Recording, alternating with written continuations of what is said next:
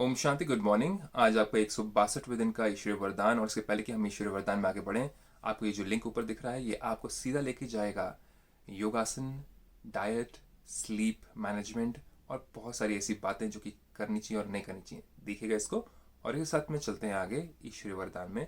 तो परमपिता परमात्मा आज हमें एक फरिश्ता कैसे बनना है। किसी के भी जीवन में कोई कहता है कि आप तो मेरे जीवन में एक फरिश्ता, एक एंजल बन करके आए हैं, तो बने कैसे और उसकी विधि क्या है, इसको हम जानेंगे बहुत ही संक्षेप में। तो आगे बढ़ते हैं। बाबा कहते क्या है, देखें।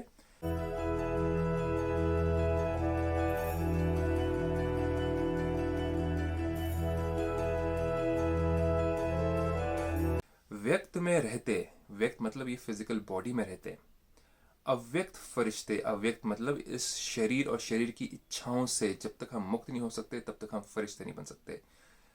व्यक्त में रहते अव्यक्त फरिश्ते रूप का साक्षात्कार कराने वाले, औरों को महसूस हो कि आप तो एक फरिश्ते जैसे हैं उनके जीवन में, मतलब साक्षात्कार कराने वाले। सफेद वस्त्रधारी, सफेद वस्त्रधारी मतलब ये नहीं कि आपको सफेद कपड़े पहनने हैं, लेकिन आपको देख करके लोगों को शीतलता महसूस हो, पवित्रता महसूस हो, तो ऐसा लगे कि जैसे कि आप सफेद कपड़ों में हल्के होकर के चल रहे हैं। वस्त्रधारी और सफेद लाइट धारी भव, लाइट मतलब और आपकी वाइट हो, बिल्कुल लाइट हल्की सी हो। जैसे विस्तार में चलें, जैसे अभी चारों ओर यह आवाज फैल रहा है कि ये सफेद वस्त्रधारी कौन है। बहुत सारे लोग पूछते हैं ब्रह्मा ब्रह्मा कुमारी की ये सफेद वस्त्रधारी वही है क्या जो कि परमात्मा के बारे में कहते हैं, जो कि कहते हैं कि परमात्मा धरती पर आ चुके हैं, जो कि कहते हैं कि कलयुग का विनाश बहुत सामने खड़ा है, क्या ये वही हैं?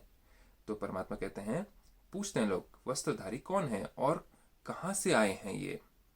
ऐसे अब चारों ओर फरिश्ते रूप का साक्षात्कार कराओ। वो तो आपके फिजिकल बॉडी को, एक शरीर को, व्यक्त शरीर को देख करके, सफेद पोशाक को देख करके आपको रिस्पेक्ट देते हैं, लेकिन परमात्मा कहते हैं वो तो आपके पोशाक की रिस्पेक्ट हुई, लेकिन आपके फरिश्ते स्वरूप की, आपका हल्कापन, आपसे शीतलता महसूस होने वाला, वो आप उनको साक्षात्कार कराओ।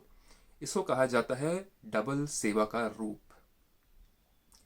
एक तो आपके जो वस्त्र पहने हुए आपने, आप ब्रह्म कुमारी में हैं आप, तो आपको रिस्पेक्ट मिल रही है, लेकिन परमात्मा कहते हैं वो सिर्फ नहीं, लेकिन सबसे ज़्यादा तो अगर आप सफ़ेद कपड़े ना भी पहने लेकिन आपके पास आने से ही किसी को शीतलता महसूस हो, आपको मिलने से किसी को हल्कापन महसूस हो, वो है सच्चा सच्चा साक्षात्कार।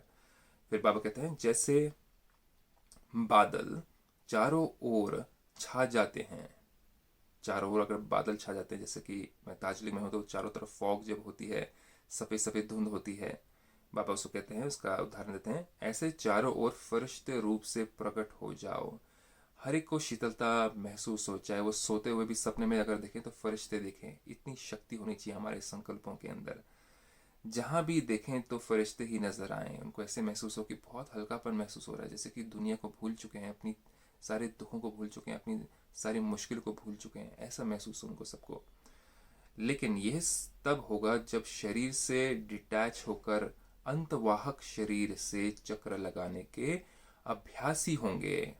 शरीर से डिटैच कब हो सकते हैं? जब हमें चाहिए चाहिए चाहिए, मुझे ये चाहिए, मुझे नाम चाहिए, मुझे मान चाहिए, मुझे धन चाहिए, मुझे दौलत चाहिए, लोग मुझे जाने, लोग मुझे पहचाने, जब चाहिए चाहिए होगा तो परमात्मा कहते हैं वो आत्मा तो भारी है, मन से भी भारी है, तन से भी भारी है, तो कभी वो फरिश्ता बन नहीं सकती।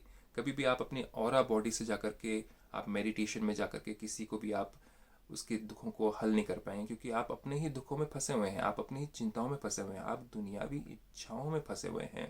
तो परमात्मा कहते हैं वैसी आत्मा किसी को मदद कर नहीं सकती, चाहे वो धन से ज़रूर मदद कर दे, लेकिन कभी किसी के सुख दुख को वो पहचान नहीं सकती वो आत्मा, क्योंकि वो अपने ही इच्छाओं में लीन है।